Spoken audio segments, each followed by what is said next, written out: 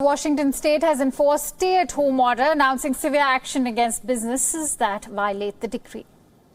The state is going to take action, starting with citations, suspension notices of a variety of permits, including revoking business licenses if that's what's necessary to bring these folks into compliance. Let's also talk about New York, which is the hardest hit. The governor of New York, Andrew Cuomo, has appealed out of state medics for help. Remember, over 1,200 people have succumbed to the infection in New York, which has been the virus hotspot in the United States. We need to recruit more healthcare workers. We need to share healthcare professionals within this state and within this country. As governor of New York, I am asking healthcare professionals across the country, if you don't have a healthcare crisis in your community, please come help us in New York now. We need relief. We need relief for nurses who are working 12-hour shifts, one after the other. We need relief for doctors. We need relief for attendants. So if you're not busy, come help us, please, and we will return the favor. So to get in a sense of ground zero, earlier we spoke with Jagrati Dave, our correspondent who joined us live from Washington, D.C. Let's listen into how the authorities are battling the situation in New York. That's the hardest hit. New York is...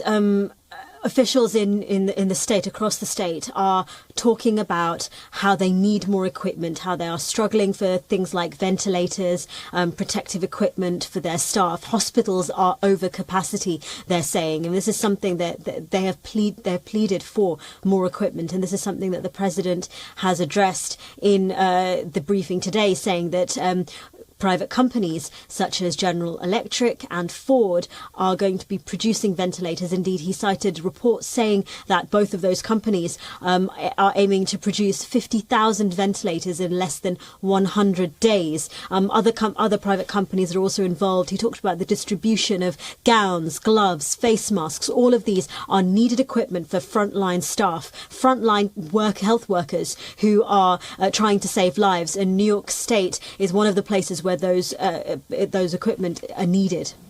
And here's how the UK is combating the virus. There are more than 22,000 coronavirus cases in the UK. More than 1,400 people have lost their lives already. UK Prime Minister Boris Johnson has already been tested positive for the virus as UK enters the second week of lockdown. Are people taking the situation seriously? London Bureau Chief Mandy Clark brings us more details. We're in the second week of the restrictive measures being in place in the UK, and the streets of London are a lot quieter as people start to adhere to these measures. Of course, the Prime Minister Boris Johnson himself is in isolation because he has the coronavirus. Now, he has sent a letter to every household in Britain saying in very stark terms that he does expect it to get worse before it gets better, and they're expecting the peak to hit, at least in London, sometime this week, with the hope that the effects of the measures will see a leveling off. But that is, of course, if people adhere to it. Mandy Clark, World is One, WION, London.